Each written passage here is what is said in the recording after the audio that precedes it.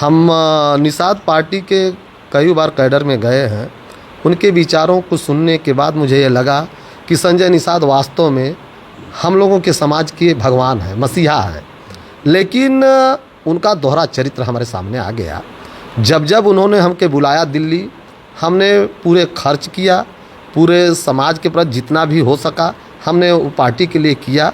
और उन्होंने हमको लखनऊ बुलाए, और जो पार्टी का सिस्टम होता है, जब आप ही बता दीजिए, जब उनके खाते में सीट ही नहीं है तो हम लोग से आवेदन के नाम से क्यों 5 लाख रुपया मांगा गया?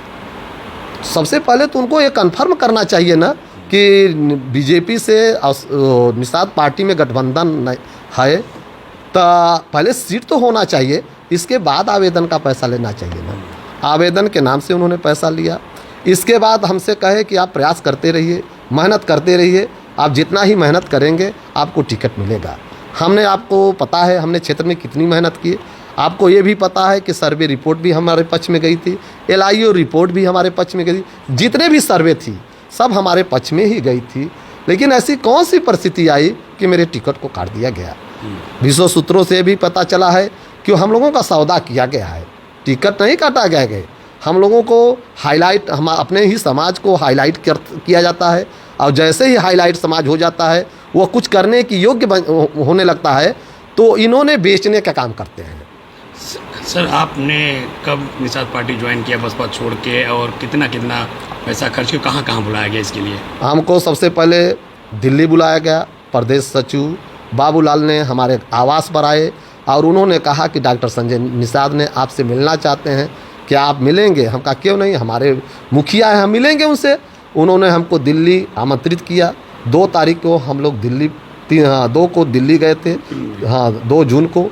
रात को हमको 12:30 बजे मुलाकात 3 तारीख को होती है। वहाँ पर हमारी उनकी वार्ता हुई। उन्होंने कहा कि 5-7 दिन के बाद आप लखनऊ में आइए। लखनऊ में जाते हैं और वहाँ लखनऊ में जाने के बाद अपने PRO से, अमेरिकन विंग से ये कहते हैं कि आप इनसे नामांकन करा लीजिए। मैंने नामांकन का जब फार्म दिए तो हमने पूछा कि कितना पैसा इसमें जमा करना होगा, तो उन्होंने कहा 5 लाख। हमने वहाँ 5 लाख रुपया जमा किया। कैसे दिया पैसा? कैश दिया? कैश दिया।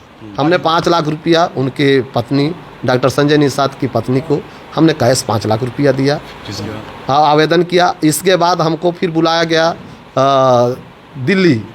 जब प्रचार करने आया, इधर तो जितने भी प्रयास होते रहे, समाज में हम लोग घूमते रहे, प्रचार करते रहे, जितने भी पदाधिकारी यहाँ आते थे, आपका टिकट फाइनल है, हमको विदाई दीजिए। हम विदाई के नाम से भी हमसे शोषण हमारा किया गया। कितना लेते थे पैसे आपसे विदाई के नाम पे? विदाई के नाम से कोई 50,000, कोई 20,000, मतलब 20,000 के नीचे कोई नहीं लेगा। ऐसा कोई पदाधिकारी नहीं है जो 20,000, 50,000, 60,000, यहाँ तक कि विदाई के नाम से एक बार में नहीं, एक ही लोग कई बार आते थे। हर बार विदाई के नाम से जैसे जिले के बाहर जाते थे सबको पैसा दिया था। यहाँ तक कि प्रदेश अध्यक्ष भी थे, व्यास मुनि थे, रविंद्र मणि थे। ये लोगों को एक बार में 50,000 हुआ। उनके लड़के थे अमित, सब लोगों को जितना मुझे हो सका हमने उनको किया। कार्यक्रमों को भी करते थे? कार्यक्रमों को हमने करते थे, जो भी खर्च लगता था मुझसे कार्यक्रम का भी पैसा लिया जाता था। इतने के बावजूद हमको दुख नहीं था कि हमारी पार्टी है, हमें उनको भगवान की तरह मानते थे।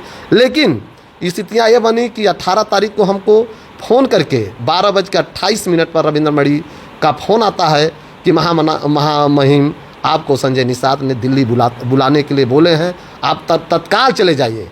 हम उसी समय उठते हैं और 12 बजे के बाद जैसे ही हम एयरपोर्ट के माध्यम से हम लोग दिल्ली पहुंचते हैं। दिल्ली पहुंचने के बाद वहां रात को हमको 12:30 बजे हम उनके आवास पर पहुंचते हैं तो पता लगता है कि डॉक्टर संजय निषाद सो रहे हैं, इस बार इस समय नहीं मिलेंगे। इसके बाद फिर सुबह आते हैं। सुबह जाने के बाद हम अंदर, हमको जिस कमरे में सोए थे उस कमरे में बुलाते हैं और कहते हैं कि घबराओ मत, टिकट तुम ही को फाइनल हो रहा है, टिकट तुम ही को मिलेगा। हम कहा ठीक है बाबूजी, आप आशीर्वाद दीजिए। तो हमने उनसे कहे कि हम कहा बाबूजी कुछ सेवा करने के लिए हम आए हैं। ठीक है, तो हम 10 लाख रुपया वहाँ फिर हमने दिया। अब तक कितना खर्च कर चुकी है और कितना डिमांड था?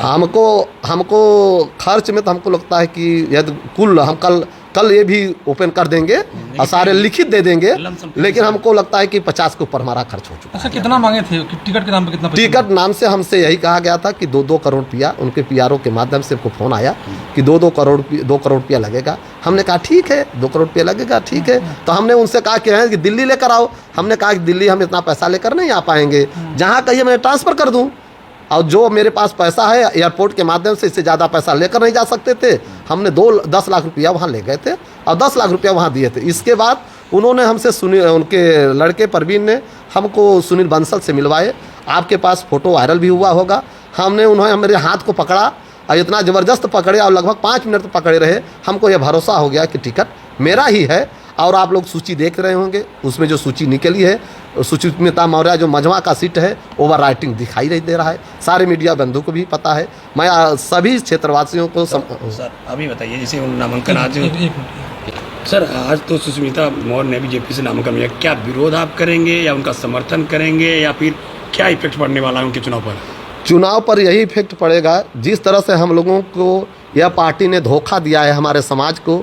समाज जानती है हमने समाज के साथ क्या काम किया है, समाज ये अच्छी तरह से जानती है। हम एक छोटा से गांव के प्रधान हैं, हमारी पत्नी है। आप पता कर लीजिए, इस ग्राम सभा में हर लड़कियों के शादी में 21,000 रुपया मैं देता हूं। मंच के माध्यम से हमने कई बार इस क्षेत्र में कहा था कि यदि मैं विधायक मेरी पत्नी बनती है, उसी दिन मैं अनाउंसमेंट कर देता कि मझवा विधानसभा के हर लड़की की शादी में 21,000 रुपया दूंगा। यह मेरा अंतरात्मा बोल रहा था, लेकिन ऐसी स्थिति आई नहीं। पार्टी ने हम लोगों के साथ धोखा दिया। यहाँ तक कि हमको 18 तारीख से 23 तारीख तक वहीं दिल्ली बैठाए रह गए। हमको मौका नहीं दिया गया, नहीं तो मुझे जिस पार्टी से मैं चाहता मुझे टिकट मिल जाती। हमको सपा भी आमंत्रित कर रही थी, बसपा भी आमंत्रित कर रही थी, लेकिन इन्होंने हमारे साथ छल किया है, धोखा हमको दिया है। मैं समाज से यही निवेदन करना चाहता हूँ, आग्रह करना चाहता हूँ, जिस तरह से उनकी बहन बेटी को धोखा इन लोगों ने दिया है, उसी तरह से समाज भी इन्हें धोखा जरूर देगा। यह मेरा विश्वास करता है। और मैं इसके लिए हर गांव में, हर क्षेत्र में, हर अपने समाज के लोगों के बीच जाऊंगा और उन लोगों से हाथ गोड़ पैर पकड़ कर कहूँगा कि यदि मुझे धोखा मिला है तो आप लोगों को भी मिलेगा। इसलिए आप लोग ऐसे लोगों को विश्वास मत करिए, इन्हें भी आप धोखा देने की प्रयास करेंगे। खुलेआम विरोध करेंगे, जो हमसे हो सकेगा मैं करूँगा। ठीक है।